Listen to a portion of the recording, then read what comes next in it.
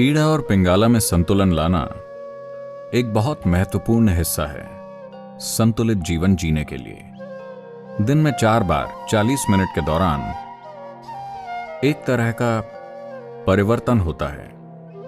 इन्हें संध्या काल या संध्या कहते हैं, क्योंकि इस समय ईड़ा और पिंगला में संतुलन बहुत तेजी से बदलता है।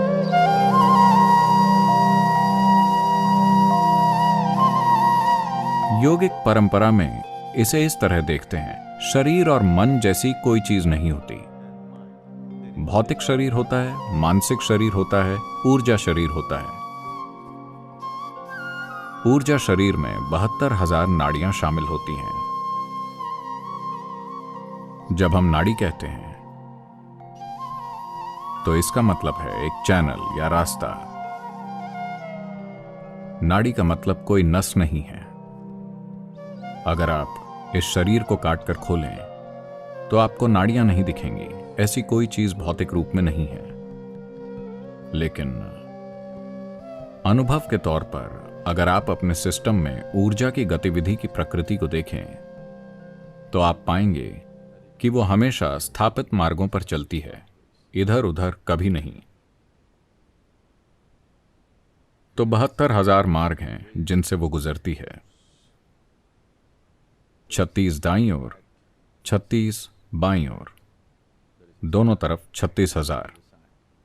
दाहिने को पिंगला कहते हैं, बाएं को ईड़ा कहते हैं। इन्हें सूर्य और चंद्रमा भी कहा जाता है। तो ये दोनों ईड़ा और पिंगला या सूर्य और चंद्रमा, दायां और बायां, आपके मन के स्तर पर तार्किक और सहज ज्ञान को दर्शाते हैं। जब मैं सहज ज्ञान कहता हूं तो सहज ज्ञान बोध का एक और आयाम नहीं है, बल्कि सिर्फ गणना का एक और आयाम है। अगर आपके अंदर बराबर मात्रा में सूचना है, अगर आप तार्किक रूप से जाते हैं तो किसी जगह पहुंचने में 10 कदम लग सकते हैं। Intuition means you don't take the 10 steps, you just jump to the 10th step.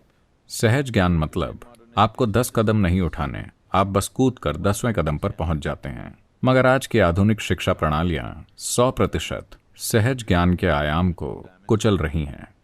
सिर्फ तार्किक को विकसित किया जा रहा है। किसी भी सहज ज्ञान को बकवास कहकर खारिज कर दिया जाता है।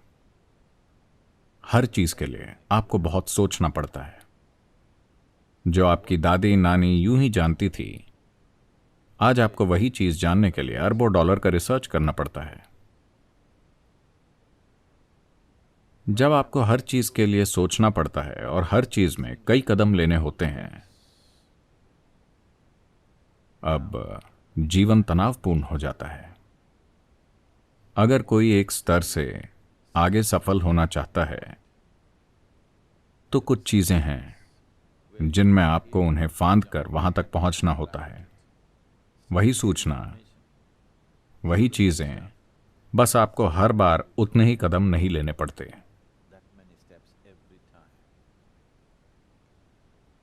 ये जीवन को तनावपूर्ण बना देता है, क्योंकि ये ऐसा है जैसे आप अपनी कार 2 पहियों पर चला रहे हों।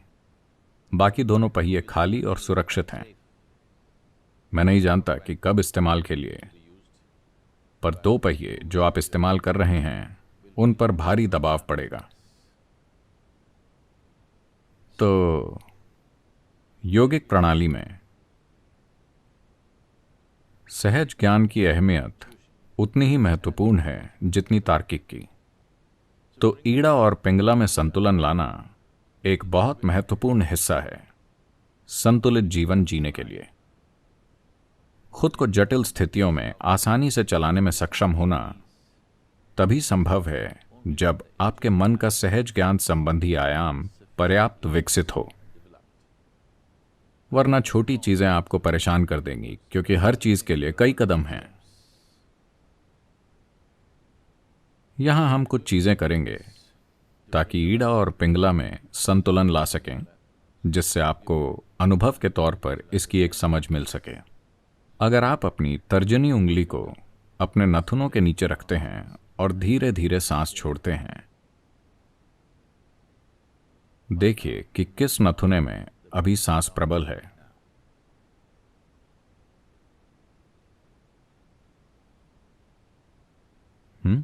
कितनों का दाहिना है?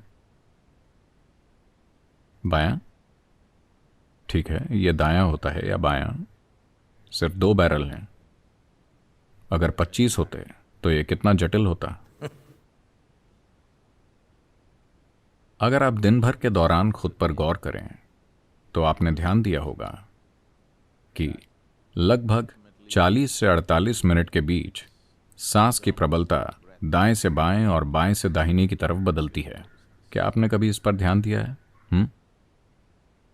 यह इसलिए होता है क्योंकि सिस्टम के भीतर ऊर्जा या प्राण की प्रबलता, जो शरीर की जीवन शक्ति है, वो पिंगला से ईड़ा और ईड़ा से पिंगला में बदलती रहती है। हर 40 मिनट पर एक बार ऊर्जा के बदलने के बाद अगले 8 मिनट के अंदर सांस बदल जाती है। अगर आप सेहत और खुशहाली की संपूर्ण स्थिति में हैं तो वो कुछ पलों में, या हम कह सकते हैं तुरंत ही बदल जाएगी। ये परिवर्तन हर 40 मिनट में होता है, पर दिन के कुछ समय के दौरान, जिन्हें ट्वाइलाइट जोन कहा जाता है, जिसका मतलब है संध्या काल,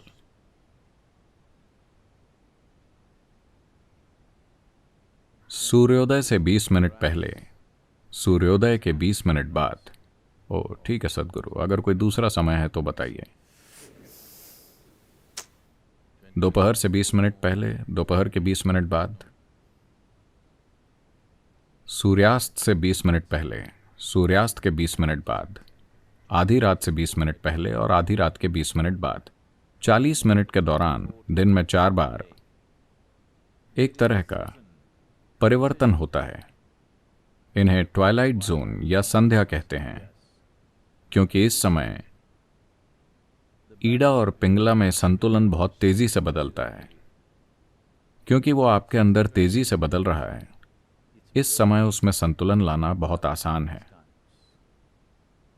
एक हद तक दुनिया में लगभग हर कहीं किसी भी आध्यात्मिक प्रक्रिया या साधना का मतलब है सुबह शाम।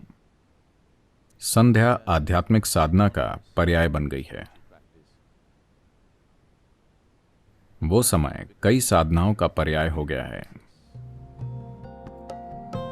तो ईड़ा और पिंगला में संतुलन लाना एक इंसान के संतुलित विकास के लिए महत्वपूर्ण है। आप वाकई अपने अंदर आराम तभी महसूस करते हैं जब आप किसी रूप में संतुलित होते हैं। जब किसी तरह का असंतुलन होता है तो परेशानी होती है ना? हाँ, जब आप किसी तरह का असंतुलन महसूस करते हैं तो परेशानी होती है। सिर्फ जब आप एक खास संतुलन पा लेते हैं तभी आप वाकई आराम महसूस करते हैं। तो आराम कभी इससे तय नहीं होता कि आप किस पर बैठे हैं या कहाँ हैं। आराम इससे तय होता है कि आप अपने अंदर कितने संतुलित हैं। How balanced you are within yourself. ये मूलभूत आराम जो हर इंसान में होना चाहिए, दुर्भाग्य से कई सारे लोग उससे वंचित हैं। एक जगह पूरी सहजता से सिर्फ बैठना अभी अधिकांश लोगों के साथ नहीं हो पाता है ना? बस आराम से बैठना पूरी सहजता से, ये नहीं होता। तो जब ईज यानी आराम नहीं है तो ये डिसीज है। चाहे आपने मेडिकल जांच कराई हो या नहीं, ये एक बीमारी है। अगर परेशानी एक समय के बाद जारी रहती है तो वो खुद को शरीर में एक खराबी के रूप में व्यक्त करेगी, जो किसी तरह के रोग के रूप में दिखाई देती है। हर तरह की समस्या के लिए अविश्वसनीय नाम सामने आ रहे हैं।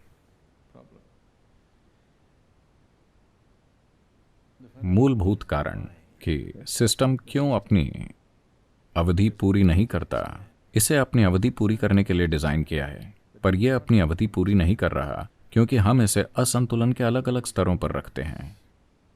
आप अपनी कार हर समय बस 2 पहियों पर चलाते हैं तो कुछ ना कुछ खराब होगा। तो इसी तरह पूरे सिस्टम को ठीक से नहीं रखा जा रहा है। सिस्टम में पर्याप्त संतुलन नहीं है।